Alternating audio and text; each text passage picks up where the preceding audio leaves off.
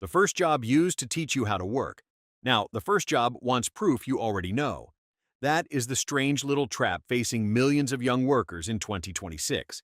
The job description says entry level. The requirements say 3 years of experience, advanced Excel, client management, AI tools, strategic thinking, stakeholder communication, leadership potential, and ideally, the emotional maturity of a divorced project manager named Linda. Somewhere along the way, the beginner job stopped being for beginners. And this is not just a complaint from people on LinkedIn writing open to work with the optimism of a hostage note. The data is starting to show something deeper. The career ladder is losing its bottom rung. For most of the modern white-collar economy, the deal was simple.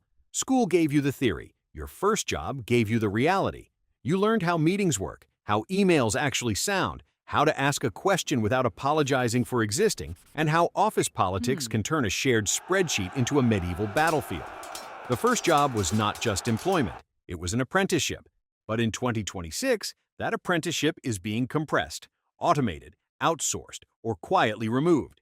PwC's 2026 Global AI Jobs Barometer analyzed more than 1 billion job ads across 27 countries and territories. And buried inside the report is one of the most important labor market shifts of the year. In the U.S., entry-level roles most exposed to AI are now 7 times more likely to demand traditionally senior-level skills like judgment, creativity, leadership, and face-to-face communication. That is a very polite corporate way of saying, "Congratulations on graduating. Please arrive pre-seasoned." But here's the strange part. These jobs are not all disappearing. Some are growing. PwC found that AI-exposed, seniorized entry-level roles have grown 35% since 2019, while other entry-level roles declined by 10%. So the story is not simply AI took the jobs. That is too easy, and usually the easy explanation is what people use when reality is being annoying. The more unsettling truth is that AI is changing what a beginner is allowed to be. In the old system, junior workers handled the repetitive stuff. They cleaned data, drafted first versions, took notes, prepared slides, researched competitors, built the ugly first spreadsheet that some senior person later pretended was always elegant. This work was often boring. But boring work had a secret purpose. It taught judgment. You learned what mattered by first doing what did not look glamorous. You learned what a good report looked like by making a bad one and having someone calmly destroy it with comments. You learned business by being close to the machinery. Then AI walked into the office and said, "I can do the first draft." And suddenly the work that used to train beginners became the work companies wanted software to handle. Not perfectly, not magically, but cheaply, quickly, and without needing dental insurance. That creates a new problem. If AI does the beginner tasks, what is left for the beginner? Increasingly, the answer is the harder parts: judgment, communication, client empathy, strategic thinking, knowing when the AI is hallucinating confidently, which, to be fair, is also a skill many humans have been practicing for years. PwC calls this a two-track labor market. Some roles are being democratized, meaning AI makes them easier for more people to do. Other roles are being professionalized, meaning AI removes routine tasks and makes human expertise more valuable.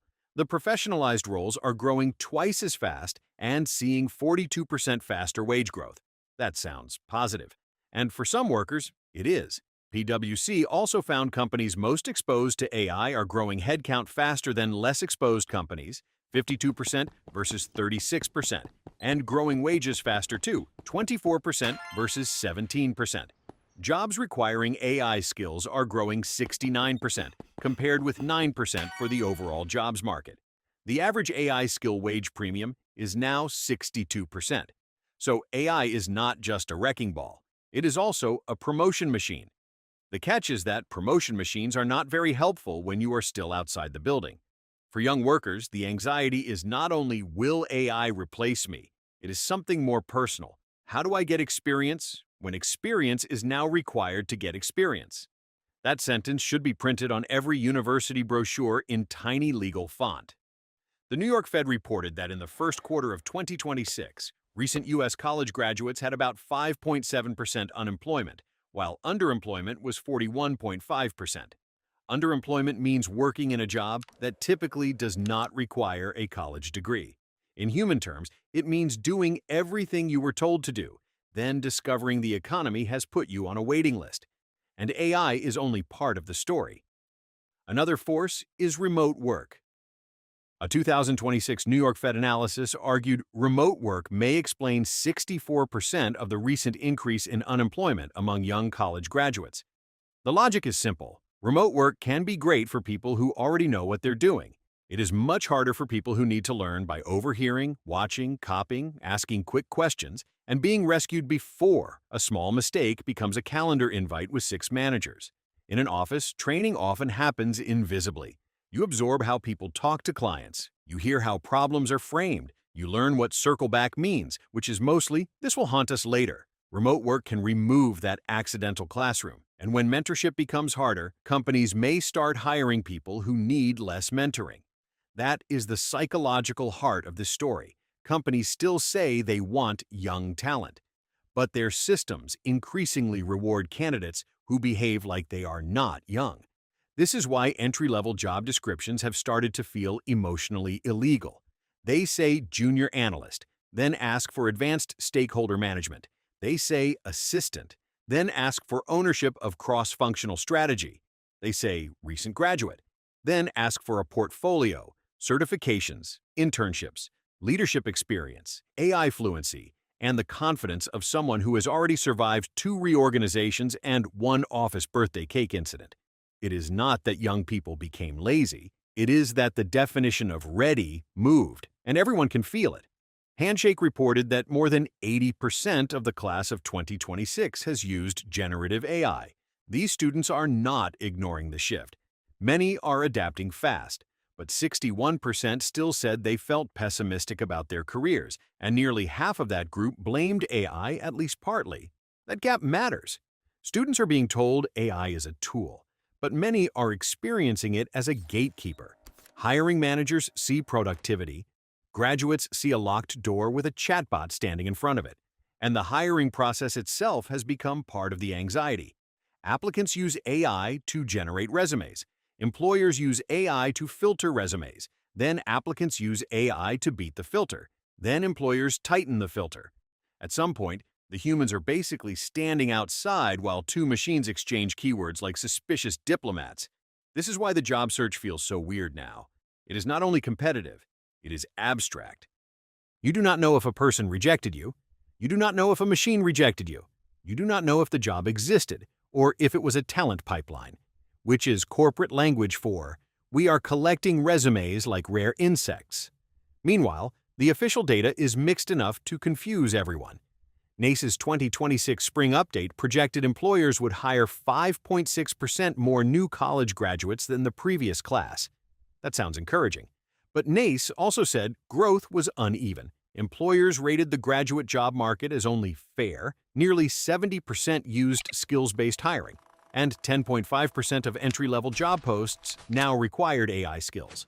So yes, there are jobs, but they increasingly want proof, not promise.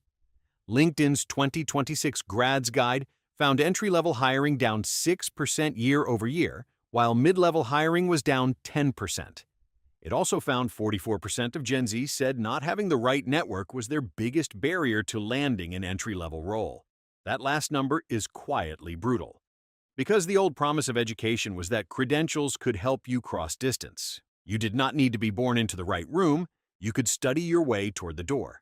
But in a world where companies want proof, projects, internships, referrals, portfolios, and demonstrated impact, the people with better networks can manufacture proof earlier. They know someone who gets them an internship. That internship becomes experience. The experience becomes confidence. The confidence becomes interview fluency. The interview fluency becomes culture fit. And suddenly, meritocracy has a family friend in HR. But here's another strange part. The new rules are not impossible. They are just less forgiving. The smartest young workers are no longer waiting for a company to give them a first chance. They are building evidence before permission arrives. LinkedIn found 21% of Gen Z have started a business or side hustle to kickstart their career, and 22% are building apps, websites, or other projects to showcase skills. That does not mean everyone needs to become a founder. Please, the world has enough productivity apps named after verbs, but it does mean the entry-level signal is changing.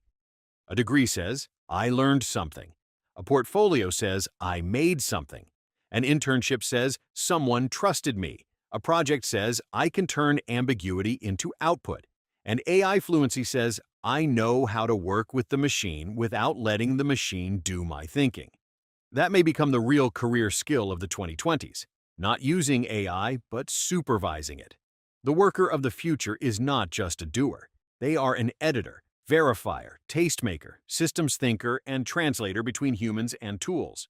Which sounds fancy until you realize it basically means you must be the adult in the room, even when the room is software. Still, there is a danger here. If companies stop training beginners, they may save money now and create a leadership shortage later. You cannot automate the bottom rung forever and then act surprised when nobody reaches the top. Today's senior employees were once junior employees who asked obvious questions, made awkward mistakes, and had someone patient enough to explain why the client should not receive a file called final_really final_ via 8. If those moments disappear, companies do not just lose entry-level workers, they lose the future supply of judgment. Because judgment is not downloaded, it is accumulated. And this is the part we should keep thinking about. The first job was never just a paycheck. It was society's way of converting potential into competence. It was where young adults learned the hidden curriculum of work: when to speak, when to listen, when to challenge, when to triple check, and when to admit, I don't know yet, but I'll find out. Now the economy is asking people to arrive with that wisdom already installed. So when people say entry-level jobs are disappearing, they do not always mean the job titles vanished.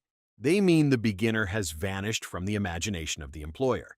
The job still exists, the patience has been deleted. And maybe that is the real AI disruption. Not a robot taking your chair, but a system quietly deciding that learning on the job is too inefficient. The first job used to teach you how to work. Now the first job wants proof you already know. And if that sentence stays in your head, it should. Because it is not just about young workers. It is about what kind of economy we are building when nobody wants to pay for beginners, but everyone still expects experts. If this made you think differently about work, AI, or the strange little theater of job hunting, subscribe, like the video, and share it with someone trying to climb a ladder that keeps moving upward. Because the future of work may not be about whether humans still matter, it may be about whether we still give humans a place to begin. Bleh. Bleh.